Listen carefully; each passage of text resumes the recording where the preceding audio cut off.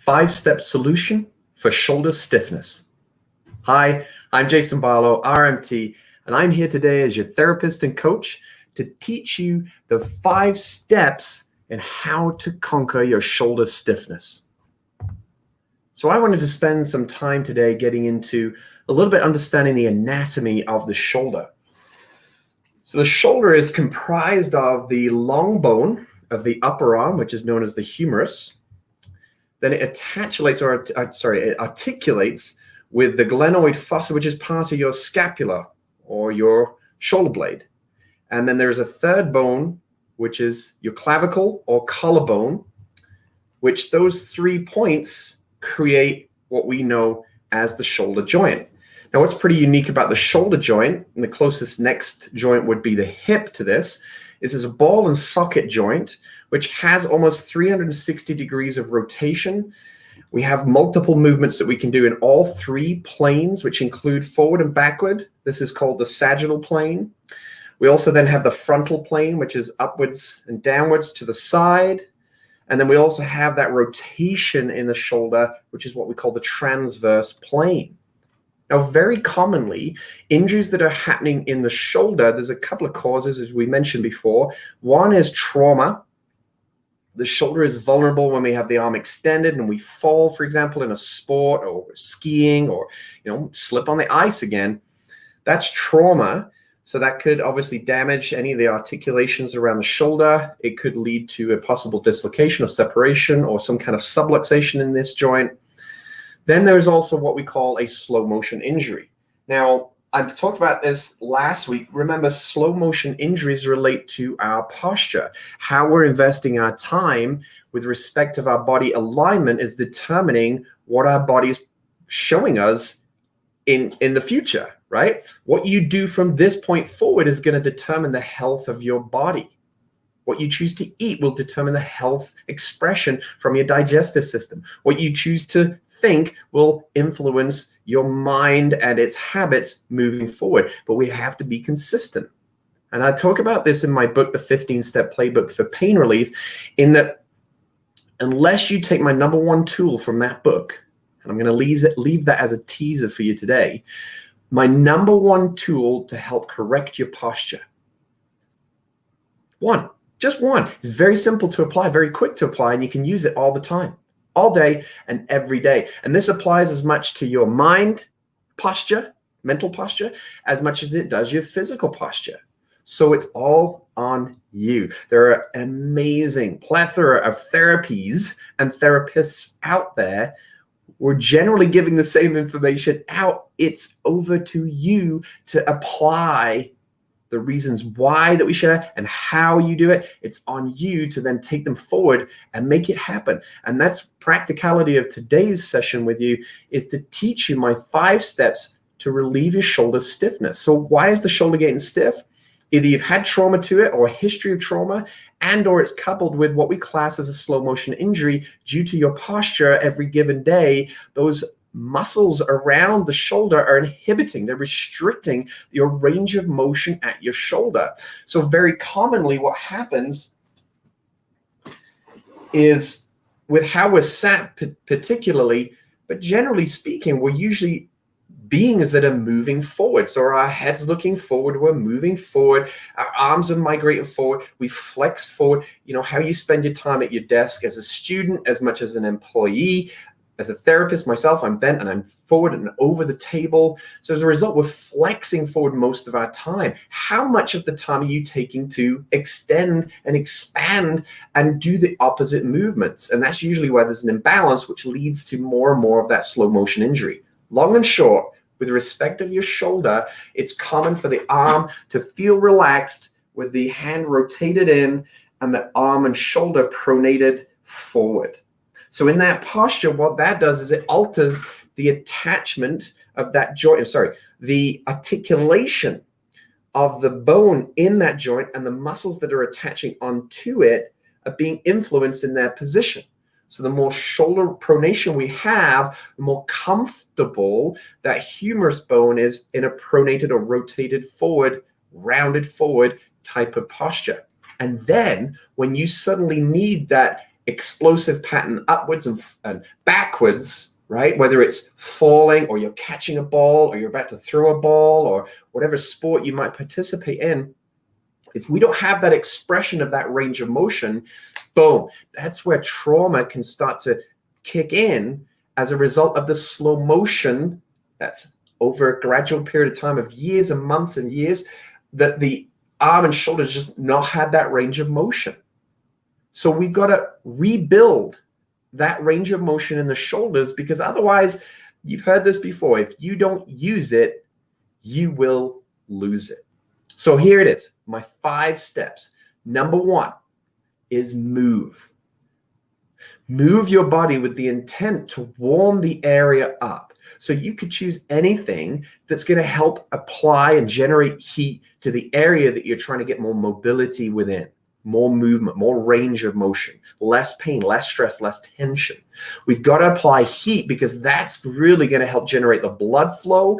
It's going to get the information from the nervous system that, hey, something's about to happen in this area. It activates a little bit of adrenaline to the body. And all of these things are what's going to create a surge and a positive energy to the area before you start to do something with it. So step number 1 is move. Step number 2 is massage. We can massage with our hand. We can massage with all sorts of different tools. There's percussive massages, balls that we can hold, have somebody else massage it for you. But something needs to happen to agitate this muscular region before we go on to the next step. So massage. Step number 3 is mobilize. And that's where this exercise that I'm sharing with you today in my video, of which in the description below, you'll see the link to that. It's an instructional video I put on YouTube. You can follow it through, and I'll talk more about that in a moment. So mobilize, which is literally getting more action in a full range or as much range as possible. And the key here is keeping it all pain-free. Now, discomfort, I'm okay with.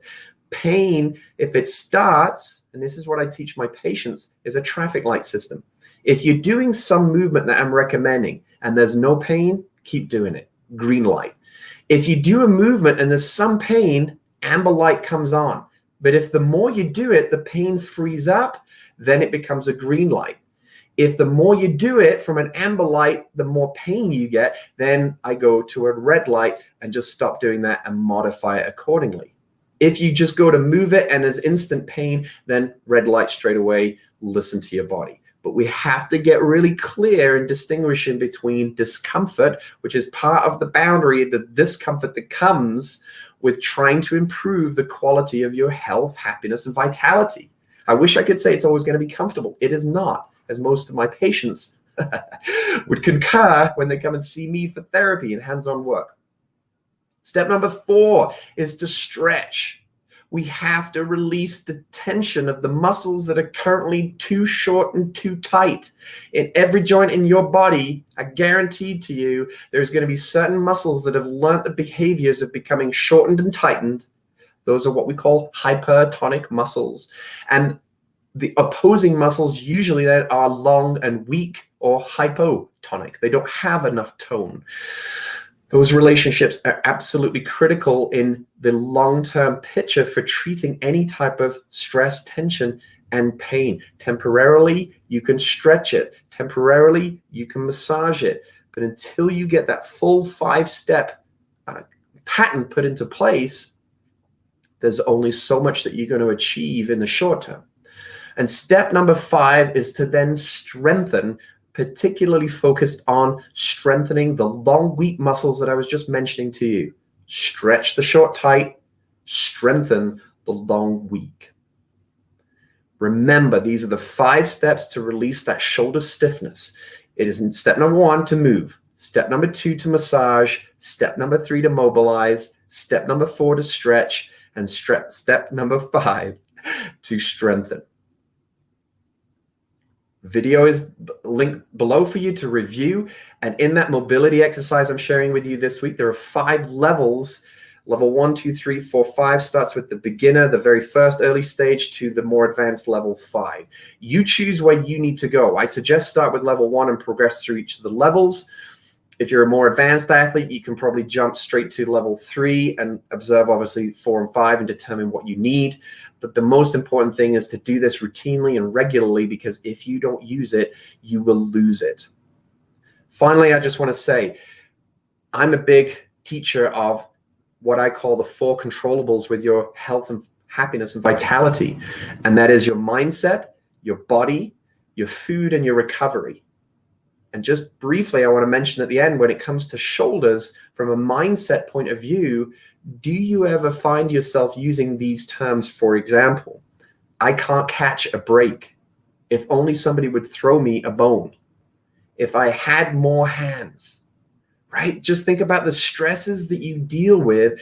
What is the language that you're using? And does it relate to, metaphorically, relate to the shoulder and or arm? Because this is the fascinating thing that I'm probably the most intrigued by now in my 20+ year career, is the emotional manifestation of physical pain. And very often people aren't even going down that rabbit hole. They're furiously looking and observing and trying and going and therapy and depending on other people and going only strictly based on what the doctor says and the imaging over here, those are all wonderful tools. Keep doing them. But if you've been doing them for a long period of time and you're not getting results from them, that's where I encourage you to go a little deeper down the rabbit hole and go, I wonder if there is some emotional contribution to the manifestation of my shoulder pain. I'm going to leave you on that. In future, I will go into those in a little bit more depth because it just fascinates me. Thank you for joining me today. If you've been on live, I really appreciate you joining me. Hello to everybody. And if you've not had a chance, go to my website, jasonbarlowrmt.com. You can download a free digital copy of my book, The 15-Step Playbook for Pain Relief. Everything I've been sharing with you today in this podcast, I talk more about and get into greater depth in my book. If you prefer to get a physical copy of that book, you can just go to Amazon in your respective country and look up The 15-Step Playbook for Pain Relief. You can also get a Kindle edition from Amazon too. Lots of options for you. Thank you for joining me. Remember, your muscle health is my #1 priority. Take care.